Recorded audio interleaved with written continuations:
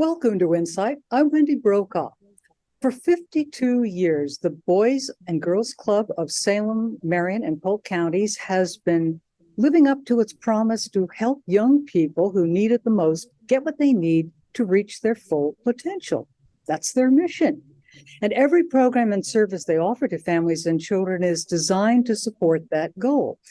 It operates 8 clubhouses and teen centers, a health and dental service center, and more. Does this approach really work?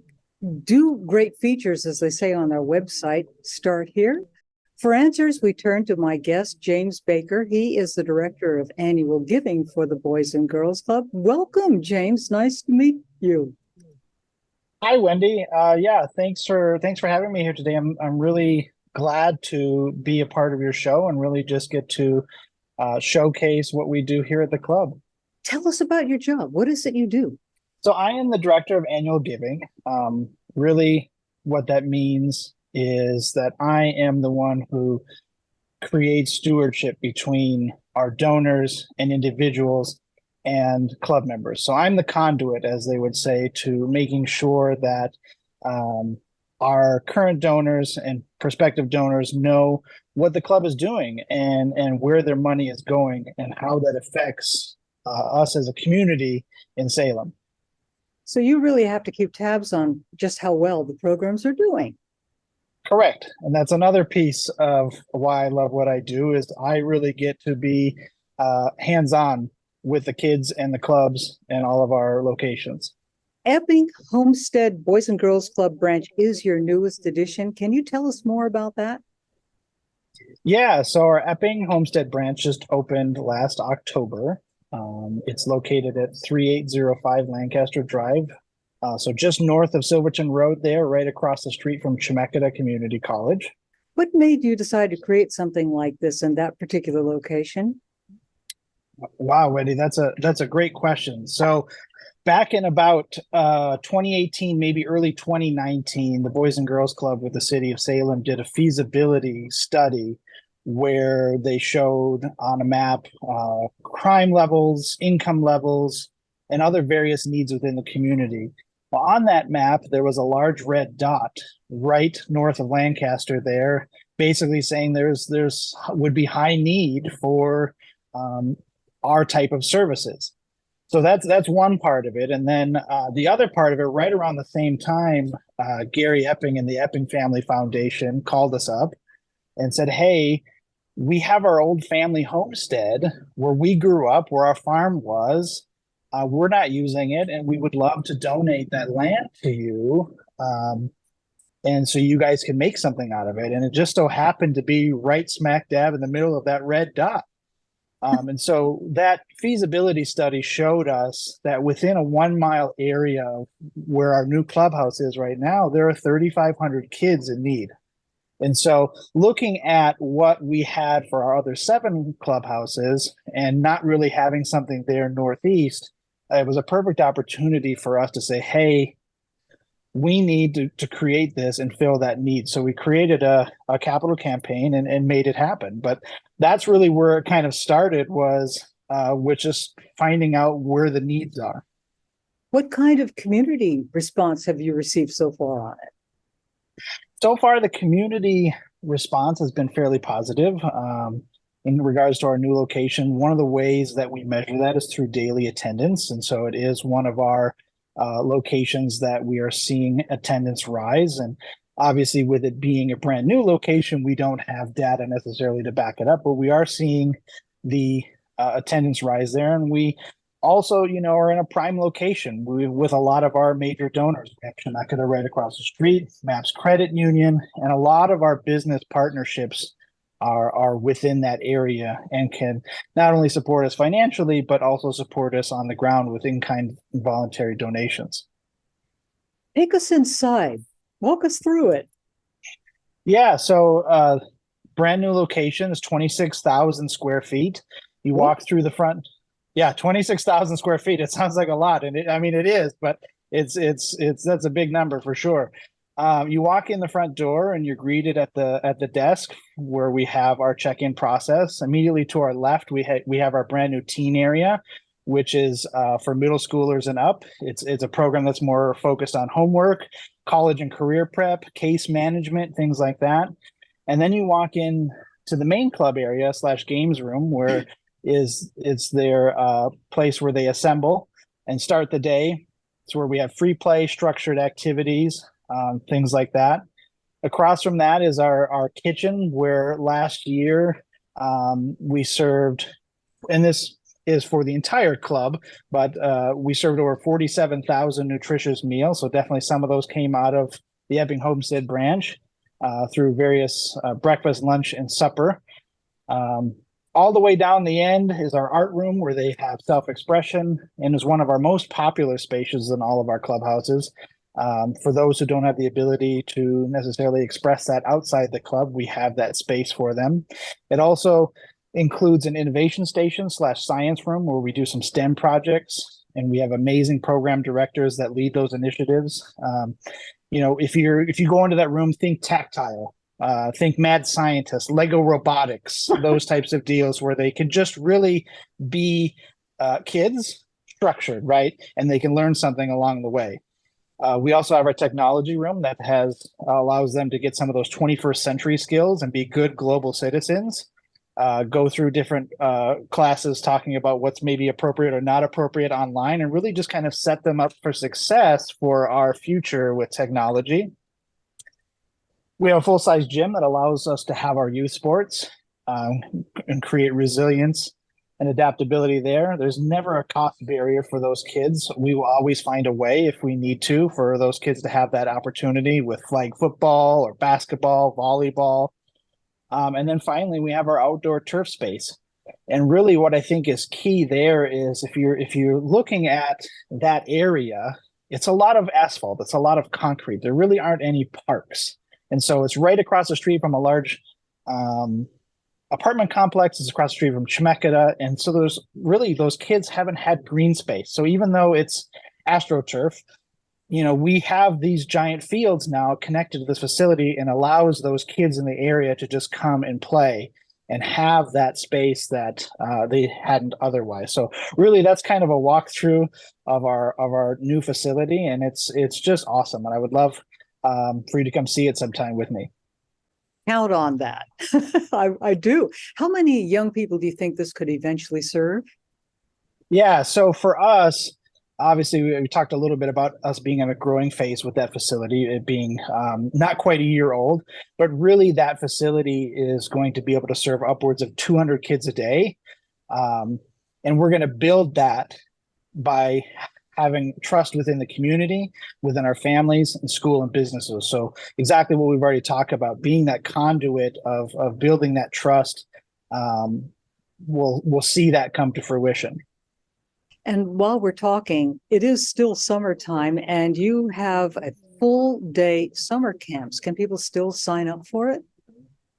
Yeah, signups are still happening. Really, for our students and members, it's week by week. They sign up because we also know that families go on vacations, family has other things going on too. So as long as our facilities have open spaces to keep our ratios within check, like absolutely. So right now, most of our spaces have availability, and we would love for kiddos to sign up. As a matter of fact, this Thursday, we've got a trip. We're taking everybody to the beach. So it's a lot of great things that are going on, and I would love for kids in our community to have those opportunities.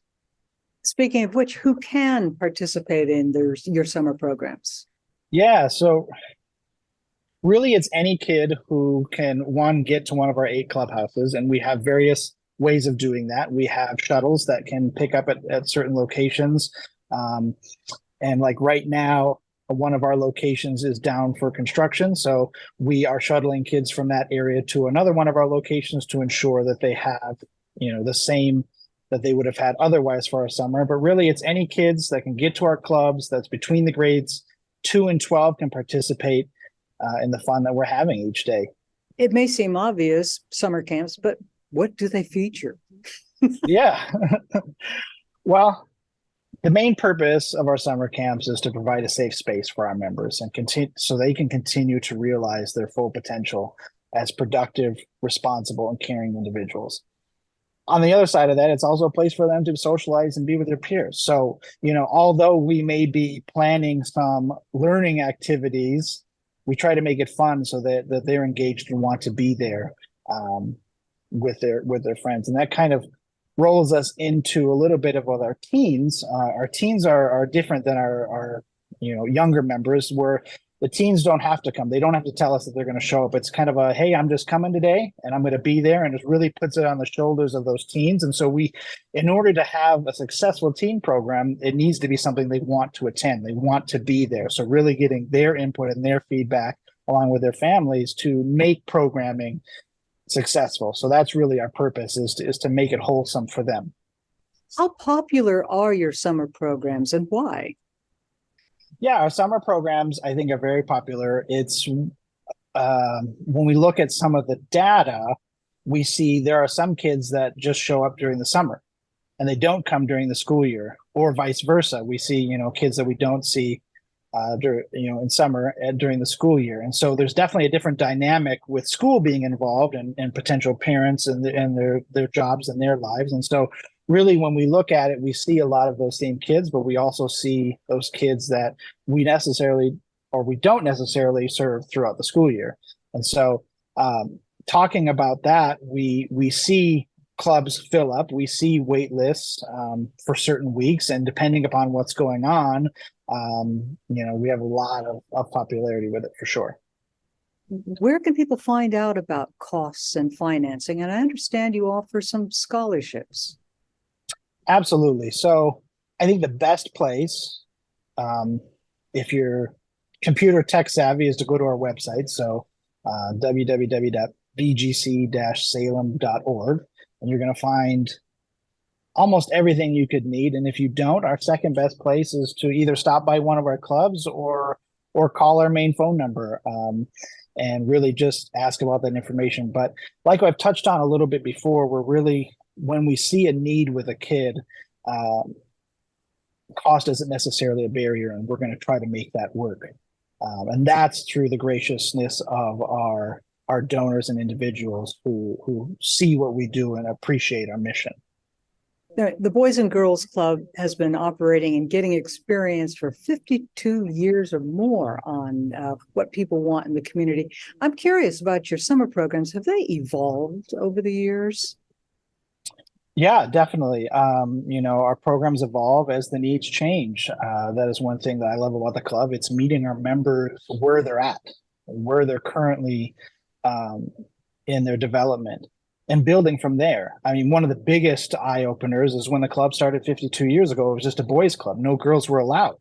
And so really, that's a huge evolution right there. Is it changing from a boys club to the Boys and Girls Club? Why was it only for boys? That's a great question. I don't necessarily have a specific answer for you, other than the fact that I think really, when the club was originally created, it had a different mindset in mind. And that mindset was maybe a place for boys to go and be boys. And really, it's evolved from there into this larger thing of how can we set you up for success? And so, coming from 52 years ago to now, there's obviously been lots of change. And I brought that one up because I thought that was interesting to find out that, in the beginning, girls weren't allowed. And so really for me, I love seeing the program evolve. I love seeing the addition of people, the addition of new things, and really just what is happening in 2023 and what is the need and how can we fill it? And with that in mind, give us a kind of a look at what would you like to see, or what do you think could happen with these programs in the future? Yeah, definitely. I mean, I think we're always looking forward. We're always looking to our next event or the next school year or the next program. And there's always going to be that 30, 60, 90 is what I call it, days of like prep and planning.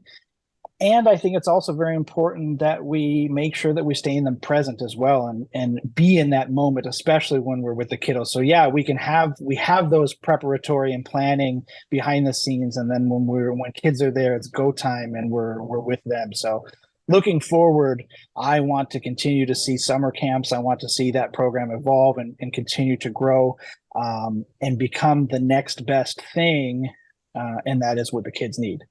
Well, thank you. I'd like to switch gears now toward health and dental care. And if you look on your website, right under the banner for Health and Dental Services Center are two words: our promise. What is your promise? Yeah, so the Health and Dental Services Center, just real quick before I tell you what our promise is, was one of the things that shocked me the most when I joined the Boys and Girls Club. And is I didn't know it was there. And the services that are offered within that program are just amazing. But really, just the promise being that the Boys and Girls Club is committed to supporting the health and wellness of children, adolescents, by working with parents, teachers, health professionals, school administrators to create the ideal setting for teaching students how to adopt and maintain a healthy, active lifestyle. That's our promise, is we're going to give you the tools to be successful, and we're going to show you ways to make it happen. This is part of something you call our solution. Tell us more. Yeah, so I kind of just dived into a little bit there, but really our solution is through several bullet points. One is dental treatment for low-income uninsured students. And that's we operate 3 full dental suites. We have volunteer dentists that come in and donate their time to be with us to help students that, are from low income or uninsured, or, are afraid to go to the dentist for pricing, or whatever the barrier may be. We offer that to our members. We also do vision exams and have eyewear vouchers so that they can take them to go get discounted glasses or get what they need to be able to see. We have our family health education center. So that's a lot of those programs that we put on to show how to brush teeth, how to, clean your teeth and certain things. Actually coming up is our back to school backpack giveaway. It's going to be on August 12th. And we are going to be doing it at our Knudsen location, which is our main branch off of Summer Street, and also the Epping location, which is the new one we talked about earlier. And we are going to be giving away over 2,000 backpacks that are filled with all the school supplies that they need for the next school year. So whether you're in elementary or middle school, your backpack will be tailored to those ages. And we're going to be just, you show up, we'll give it to you, and you're on your way, and you've got your school supplies for the next year. So that's part of that whole promise and solution for our backpacks and school giveaway. We give access to health screening. So we work with providers to get physicals for whether you need one or whether you need it for, let's say, a sport after school, because a lot of that always takes financial. And sometimes that's a barrier for kids to be able to play, is they can't get what they need health-wise. We dive into the future with career exploration opportunities. So that's more geared to our teens. And we give them, hey, these are some opportunities in the health field. This is what you'd be looking forward to. How can we connect you if you're interested in that to that process? And then finally, through good old fashioned community resources. So creating those relationships with individuals in the health field, to be able to, if we don't have the solution or the answer, we can point them to the person who does. This all sounds in some ways very helpful to those actually considering careers, and they're getting it right there. That might be in the health field. And how do you usher young people into that? Because they also go to school too. Right. And so that's where it's crucial for us at the branch level, the individuals, the program directors, the branch directors, our YDPs, which is our youth development professionals, the ones who are on the ground with the kids, to be creating those relationships and either through being told that the need is there or noticing the need is there, is that we can start pointing in different directions towards these programs for sure. Because like the health and dental program itself, I mean, it's been around now for about 15 years. And so like it's definitely something that has, started recently if we look at our 52 years in operation, but also is well vetted in our community as a source of relief and expertise in that field and area for sure.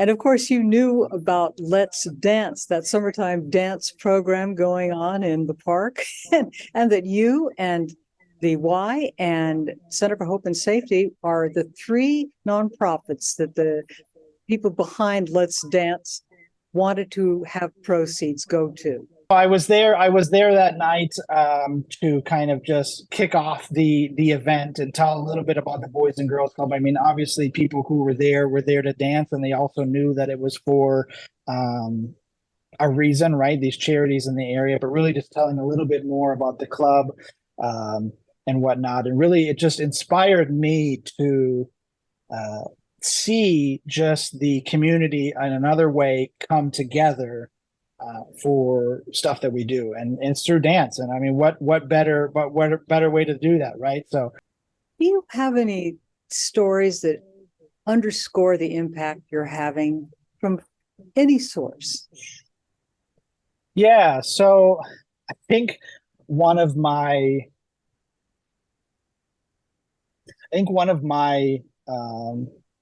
most recent and favorite stories is really going through this whole building of the Epping Homestead. And I mentioned earlier that we built it right across the street from apartment complex. And so part of the whole feasibility process and going through that was communicating with the schools.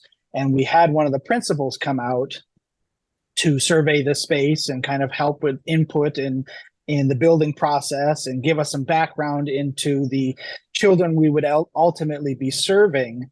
And I'll never forget, the way it was told to me is he pointed up to the apartment complex windows and said, "See those two kids right there?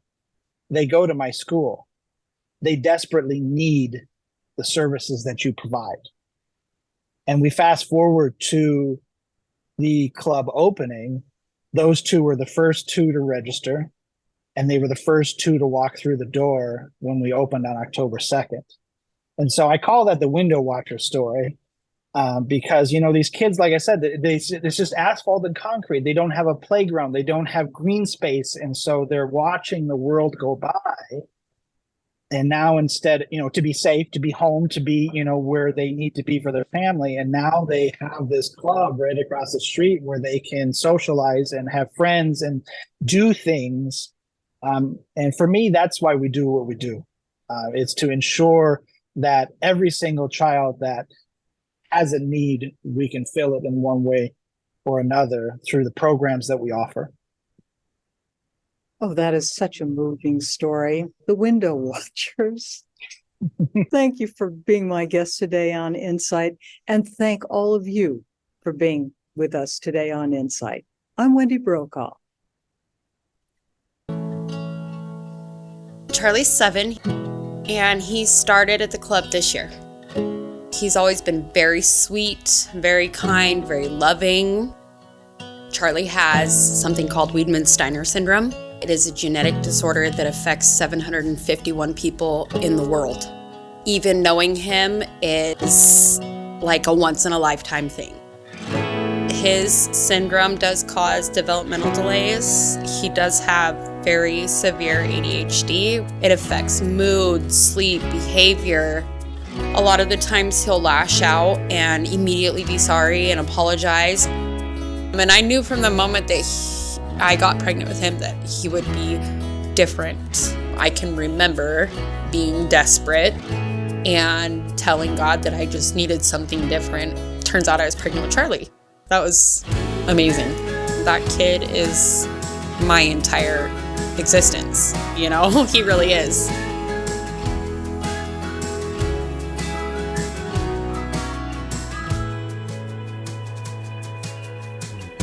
I am in recovery. I'm a drug addict in recovery. I got tired of being full of hate and just decided that enough was enough. And I've been sober for almost 3 years.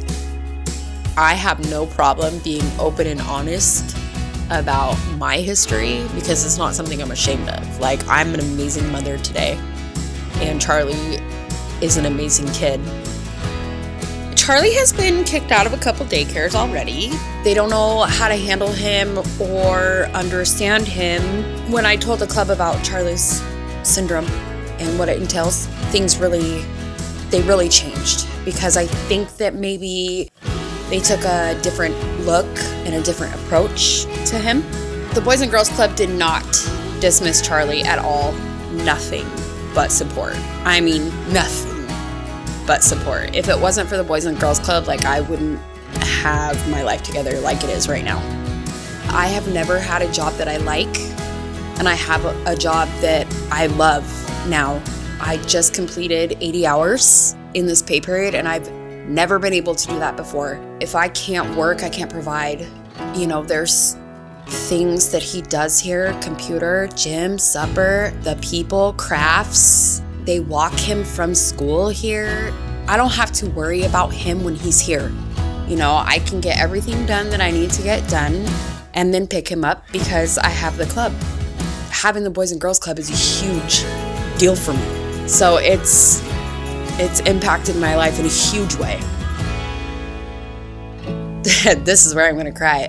Thank you. Because if it wasn't for this place, I'm not sure what I would be doing right now or where I would be at. And so I'm just incredibly grateful for this place. I think that he's able to feel safe and play and just be himself. When you meet Charlie, you're meeting one of the rarest people on the planet. You really are. You know, there's not many people like him at all. And I just really think that he's gonna go far. For him, the possibilities are endless.